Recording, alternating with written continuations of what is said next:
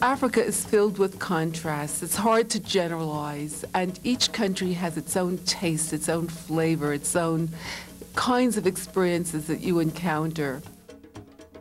No two countries were alike.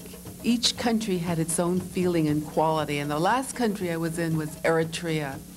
And there I began to sense the Tigrinya women in white and how important they were in Asmara each morning as they went to the church and prayed to the Virgin.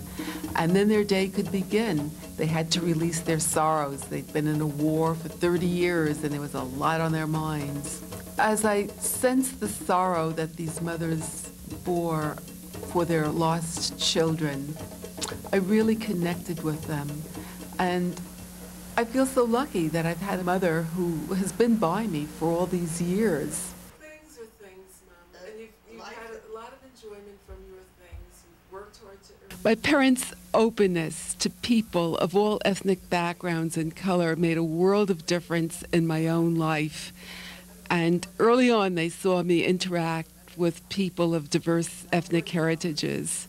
And then later, they lost me when I went to Mexico for 3.5 years on a scholarship to school, and I forgot to come home. But this rooted me in another way of seeing and thinking, and how important language was for understanding a culture.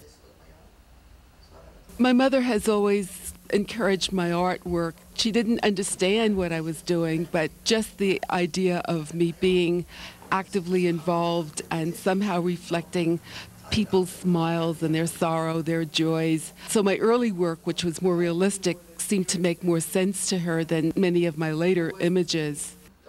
So I stop in the Bronx every time before I go to Africa and see her, and then I move on to do my work. It's like a big shock when you go from the Bronx, especially, to Africa, from the tall buildings where my mom lives, 25 stories high, to homes that have earthen floors, and people still live close to the soil and depend on the soil for their daily survival. And always I carry a sketchbook when I travel so that I focus on my own impressions of what I'm seeing and experiencing. The ocean shrine is dominated by a great mother figure, the ocean goddess with her arms outstretched.